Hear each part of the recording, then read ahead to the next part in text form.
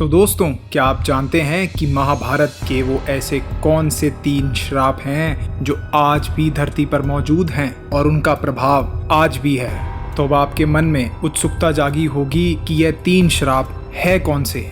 तो ऐसे सभी प्रश्नों के उत्तर आज हम आपको इस लेख के माध्यम से देंगे। दुनिया का सबसे बड़ा महाकाव्य माने जाने वाला ग्रंथ महाभारत चमत्कार, रहस्य, वरदान और श्राप का एक लेखा जोखा है। महाभारत में कई सारे श्राप और वरदानों का उल्लेख मिलता है। अधर्मियों को उनके कर्मों के अनुसार श्राप देने का अधिकार हर उस व्यक्ति को था जो कि धर्म और सत्य का आचरण करते थे। वैसे तो महाभारत में आपको सैकड़ों श्राप और वरदान मिल जाएंगे, लेकिन आज हम आपको 3 ऐसे प्रमुख श्रापों के बारे में बताएंगे कि जो महाभारत काल से लेकर आज तक इस धरती पर अपना प्रभाव बनाए हुए हैं। तो दोस्तों, आप ये जान के हैरान हो जाएंगे कि महाभारत के ऐसे 3 श्राप हैं जो आज भी इस धरती पर मौजूद हैं और उनका बहुत ही बड़ा प्रभाव इस धरती पर है। तो दोस्तों, वीडियो शुरू करने से पहले आप सभी से अनुरोध है, वीडियो को पूरा जरूर देखें और कमेंट में जय श्री कृष्ण जरूर लिखें। आइए जानते हैं पहले श्राप के बारे में, जो कि है युधिष्ठिर का स्त्री जाति को दिया हुआ श्राप। जब महाभारत युद्ध में कर्ण की मृत्यु की बात माता कुंती को पता चली, तब वह उस स्थान पर पहुंची। अपने ज्येष्ठ पुत्र का मृत शरीर देखकर वह जोर जोर से रोने लगी। जब पांडवों ने अपनी मां को इस तरह विलाप करते हुए देखा, तब वह सभी उनके पास गए और युधिष्ठिर ने उनसे पूछा कि माता, आप अपने पुत्रों के शत्रु की मृत्यु पर आंसू क्यों बहा रही हैं? तब माता कुंती ने पांडवों को कर्ण के जन्म का राज बताया।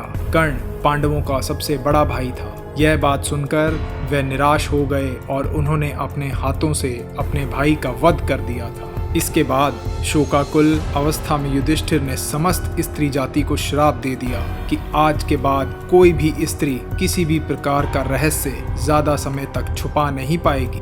दूसरे नंबर पर श्राप आता है परीक्षित को मिला श्राप और पृथ्वी पर हुआ कलयुग का आगमन। महाभारत युद्ध के बाद पांडवों ने कुछ वर्षों तक हस्तिनापुर पर राज किया, लेकिन इसके बाद उन्होंने राजपाट त्याग कर स्वर्ग लोक की ओर प्रस्थान करने का निर्णय किया। उन्होंने अपना संपूर्ण राज्य अभिमन्यु के पुत्र परीक्षित को सौंप दिया था। परीक्षित पराक्रमी और एक अच्छे राजा थे। उनके शासनकाल में प्रजा भी खुश तथा सुखी थी।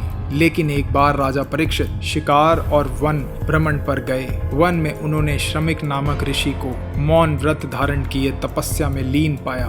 राजा ने उनसे बात करनी चाहिए, लेकिन ऋषि ने कोई जवाब नहीं दिया। इसके बाद क्रोध में आकर राजा परीक्षित ने उनके गले में एक मृत सांप को डाल दिया। जब ऋषि श्रमिक के पुत्र श्रुगी को यह बात पता चली, तब उन्होंने राजा परीक्षित को यह श्राप दिया कि आज से 7 दिन बाद तक्षक नाग के डसने से राजा की मृत्यु हो जाएगी। तीसरे और आखिरी नंबर पे श्राप आता है भगवान कृष्ण का अश्वत्थामा को दिया हुआ श्राप। जब महाभारत युद्ध में पूरी कौरव सेना मारी जा चुकी थी और सिर्फ द्रोणाचार्य का पुत्र अश्वत्थामा, कुलगुरु कृपाचार्य और कृतवर्मा ही जीवित बचे थे, तब रात के समय अश्वत्थामा ने पांडवों के पुत्रों को पांडव समझकर छल से मार दिया था। इसके बाद अश्वत्थामा का पीछा करते हुए पांडवों के साथ श्री कृष्ण वेद व्यास ऋषि के आश्रम जा पहुंचे। अश्वत्थामा को अमरता का वरदान प्राप्त था। जब उसने पांडवों को जीवित देखा, तब उसने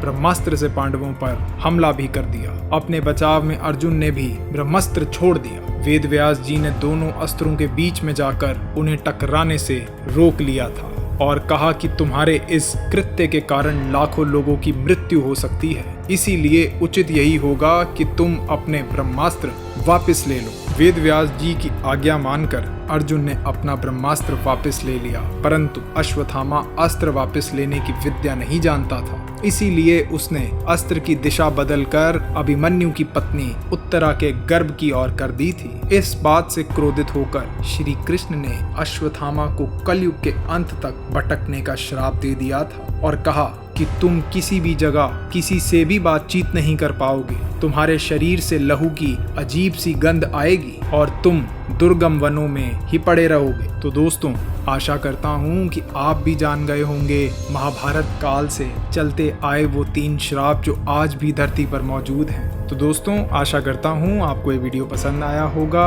आपको क्या लगता है नीचे दिए गए कमेंट बॉक्स में कमेंट करके ज़रूर बताएं। जय श्री कृष्ण। Thank you.